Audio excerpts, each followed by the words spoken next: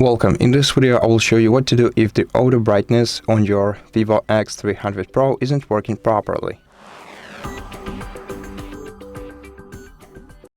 First of all, go to settings, go to display brightness and eye protection, and enable and then disable the auto brightness on your device.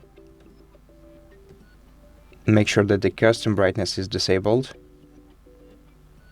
And if the auto brightness doesn't detect your environment well, then first of all,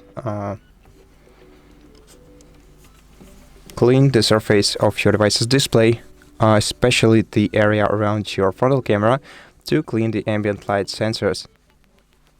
Use a microfiber cloth if you can. If you don't, use a dry towel for that. Then restart your phone by pressing the power button and volume up key at the same time. Then swipe the middle circle to the right to restart your phone and wait until the phone is restarted.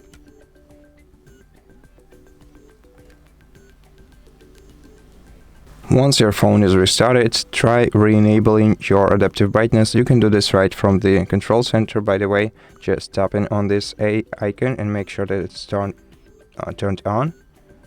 And if it's still not working properly for you, then you can go to settings, swipe down to system update, and make sure that your device is running the latest update, software update on it. And if you have some updates to install on your phone, then take your time, download and install them all. And even if even after software update the problem persists, then you can go to System Management, Reset, and select Reset All Settings, then confirm. This will not remove any personal files from your phone, but this will erase all the settings from your device, so everything that you previously set up on your device will be set to default.